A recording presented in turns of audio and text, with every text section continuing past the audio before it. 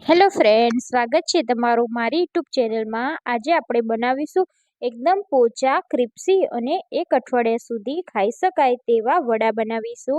આ વડાને તમે ટ્રાવેલિંગમાં પણ લઈ જઈ શકો છો। આ વડા એક વીક સુધી ખાઈ શકાય એવા ટ્રીક અને ટિપ્સ સાથે બનાવીશું। તો ચાલો જોઈ લઈએ મેથીના વડા કેવી રીતે બનાવવા। તો સૌપ્રથમ આપણે એક પેનમાં આપણે મોટી 3 ચમચી ભરી અને તેલ લઈશું। તેલ ગરમ થાય એટલે આપણે તેમાં જીરું એડ કરી દેવાનું છે। તો 2 ચમચી જેટલું આપણે જીરું એડ કરીશું। ચપટી જેટલો આપણે હિંગનો વઘાર કરીશું। હવે આપણે તેમાં આદુ, લસણ અને મરચાંની પેસ્ટ એડ કરીશું। તો મેં અહીંયા મોટી 3 ચમચી ભરી અને આદુ, લસણ અને મરચાંની પેસ્ટ એડ કરી છે। તો હું અહીંયા વધારે ક્વોન્ટિટીમાં બનાવું છું એટલે હું બધું જ પ્રમાણ વધારે લઉં છું, પણ તમારે તમારી ક્વોન્ટિટી પ્રમાણે આનું પ્રમાણ રાખવાનું। તો હવે આપણે આદુ, લસણ, મરચાંને સરસ રીતે સોતે કરી દઈશું। તો વડામાં આદુ, લસણ અને મરચાંથી જ ખૂબ જ સરસ ફ્લેવર આવે છે, એટલે જરૂરથી એડ કરવાનો। તો અહીંયા આ પેસ્ટ સરસ રીતે સોતે થઈ ગઈ છે। હવે આપણે મસાલા કરીશું। તો અડધી ચમચી જેટલો આપણે હળદર પાવડર એડ કરીશું। 2 ચમચી આપણે લાલ મરચું પાવડર એડ કરીશું અને અડધી ચમચી આપણે મીઠું એડ કરીશું અને 2 ચમચી ભરી આપણે ધાણા જીરું પાવડર એડ કરીશું। 1 ચમચી જેટલી આપણે લીલી વરિયાળી એડ કરીશું અને બધું જ આપણે સરસ રીતે સોતે કરી લેવાનું છે। મસાલા બધા સરસ રીતે કૂક થઈ જાય તે પ્રમાણે આપણે કરી લઈશું। મસાલા આપણા સરસ રીતે કૂક થઈ ગયા છે। હવે આપણે તેમાં 500 ગ્રામ જેટલી મેથી એડ કરીશું। તો મેથીને મેં ઝીણી સમારી લીધી છે અને 2 પાણીથી ધોઈ લીધી છે।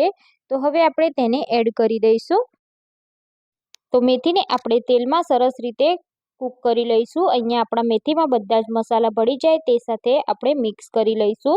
અત્યારે તમને પ્રમાણમાં મેથી વધારે લાગે છે, પણ જેમ જેમ મેથીનું કૂક થતી જશે તેમ તેનું પ્રમાણ ઓછું થતું જશે। તો અહીંયા મેથી સાથે આપણા બધા જ મસાલા સરસ રીતે કૂક થઈ ગયા છે। હવે આપણે ગેસની ફ્લેમને થોડીક વાર માટે બંધ કરી દેવાની છે અને આપણે 2 કપ ભરી અને દહીં એડ કરીશું। તો દહીં અહીંયા વધારે ખાટું હોય એવું જ એડ કરવાનું છે। દહીંને આપણે બધા જ મસાલા સાથે મિક્સ કરી લેવાના છે। અત્યારે મેં ગેસની ફ્લેમ થોડીક વાર માટે બંધ કરી દીધી છે। બધું જ આપણે સરસ રીતે મિક્સ થઈ જશે પછી આપણે ગેસની ફ્લેમ ચાલુ કરવાની છે। તો અહીંયા આપણે બધું સરસ રીતે મિક્સ કરી લીધું છે। અહીંયા મને મસાલા ઓછા લાગે છે એટલે હું ફરી 1 ચમચી જેટલો લાલ મરચું પાવડર અને અડધી ચમચી આપણે હળદર એડ કરી દઈશું અને બધું સરસ રીતે મિક્સ કરી લઈશું।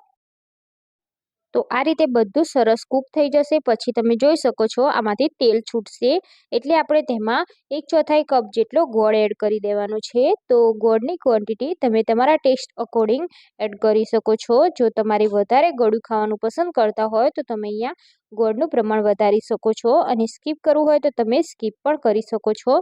તો ગોળ આપણો બધો સરસ રીતે મેલ્ટ થઈ ગયો છે અને આપણું મિશ્રણ પણ રેડી થઈ ગયું છે। હવે આપણે એને બંધ કરી અને થોડું ઠંડુ થવા દેવાનું છે।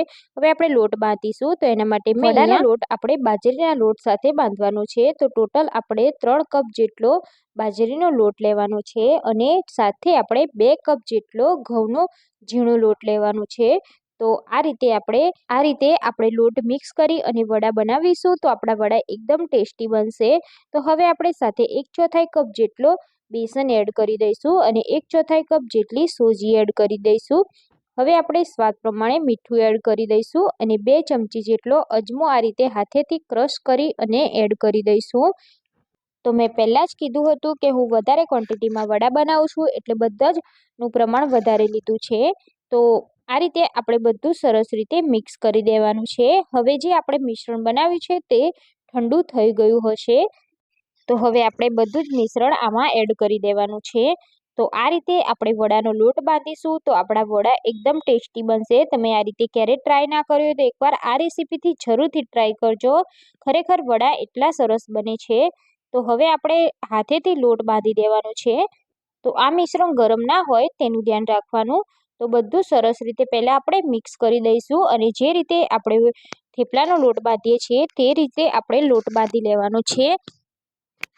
તો જે દહીંનું મિશ્રણ એડ કર્યું છે તેમાંથી જ આપણે લોટ બાંધવાનો છે। જો જરૂર પડે તો આમાં આપણે બિલકુલ પાણીનો ઉપયોગ નથી કરવાનો। જો જરૂર પડે તો તમે અહીંયા ખાટી છાશ કે પછી ખાટું દહીં પણ એડ કરી શકો છો। તો અહીંયા મને જરૂર લાગે છે એટલે હું 1/4 કપ જેટલું થોડું વધારે દહીં એડ કરી અને લોટને બાંધીશ. તો તમને જો તમારી જોડે દહીંની જગ્યાએ છાશ હોય તો તમે છાશ પણ એડ કરી શકો છો. તો આ રીતે આપણે મિક્સ કરી લઈશું અને સરસ એવો લોટ બાંધી લઈશું. તો અહીંયા તમે જોઈ શકો છો મેં એકદમ સરસ લોટ બાંધી લીધો છે. વધારે ઢીલો પણ નથી અને વધારે કઠણ પણ નથી. એ રીતે આપણે લોટ બાંધવાનો છે. તો આ રીતે આપણે બધો જ લોટ ભેગો કરી અને મૂકી દઈશું. તેને આપણે અડધો કલાક માટે રેસ્ટ આપવાનું છે, જેથી આપણો લોટમાં બધા જ મસાલા ભળી જાય. તો હવે આપણે ઢાંકી દેવાનો છે. તો લગભગ અડધો કલાક જેટલું થઈ ગયું છે અને આપણા લોટને સરસ રેસ્ટ મળી ગયો છે. હવે આપણે વડામાંથી એક નાની સાઈઝનું ગુલ્લું લઈ આ રીતે આપણે વડાના શેપમાં તેને વણી દેવાનું છે. તો આપણે કોઈ પણ જાતના વેલણ કે ઓળસિયાનો ઉપયોગ નથી કરવાનો. હાથેથી આ રીતે પ્રેસ કરી અને આપણે વડાનો શેપ આપી દેવાનો છે. તો વડા આ રીતે વધારે જાડા પણ નહીં અને પતલા પણ નહીં, એ રીતે આપણે વણવાના છે. અહીંયા તમે જોઈ શકો છો મેં વડું વણી લીધું છે. એના ઉપર આપણે થોડુંક પાણી ગ્રીસ કરી લઈશું અને હાથની મદદથી આ રીતે તલને ચોંટાડી દેવાના છે. પાણીથી તલ ચોંટાડીશું તો આપણા વડામાં તલ ઉપર આ રીતે રહેશે. તો હવે એવી જ રીતે વડાને વણીને તૈયાર કરી દઈશું. હવે મેં તેલ ગરમ કરવા મૂકી દીધું છે. તો તેલ ગરમ થાય એટલે આપણે જે વડાને તૈયાર કરીને રાખ્યા છે તે એડ કરી દેવાના છે.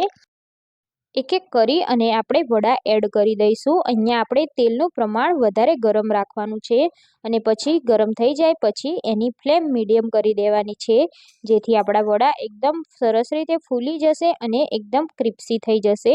અને વડાને તળતી વખતે લગભગ 5 મિનિટ જેટલો સમય લાગે છે. વડા આ રીતે ઉપર આવી જાય પછી આપણે ઝારાની મદદથી તેની સાઈડ ચેન્જ કરતું રહેવાનું છે અને ગોલ્ડન બ્રાઉન થાય ત્યાં સુધી તેને તળવાના છે. તો અહીંયા આપણા વડા એકદમ સરસ રીતે તળાઈ ગયા છે, તમે જોઈ શકો છો. તો હવે આપણે બટર પેપર ઉપર કાઢી લઈશું અને એવી જ રીતે આપણે બાકીના બધા જ વડાને તળી લેવાના છે. અહીંયા આપણા બધા જ વડા બની અને તૈયાર થઈ ગયા છે. તમે જોઈ શકો છો, જોતાં જ ખાવાનું મન થઈ જાય એવા ક્રિસ્પી અને ફૂલેલા વડા બન્યા છે. આ વડાને તમે 1 વીક સુધી ખાઈ શકો છો. તેને તમે ટ્રાવેલિંગ્સમાં પણ લઈ જઈ શકો છો અને આને તમે દહીં ચા સાથે ખાશો તો ખાવાની ખૂબ જ મજા આવશે. એકવાર મારી રેસીપીથી જરૂરથી ટ્રાય કરજો અને તમને મારી રેસીપી કેવી લાગી એ મને તમારો અનુભવ કોમેન્ટ બોક્સમાં જરૂરથી જણાવજો. જો તમને મારી રેસીપી પસંદ આવી હોય તો મારી રેસીપીને તમારા ફ્રેન્ડ્સ યા ફેમિલી સાથે જરૂરથી શેર કરજો અને મારી ચેનલને સબસ્ક્રાઈબ ના કરી હોય તો ચેનલને સબસ્ક્રાઈબ કરી લેજો. ફરી મળીશું આપણે એક નવી રેસીપી સાથે. જય શ્રી કૃષ્ણ.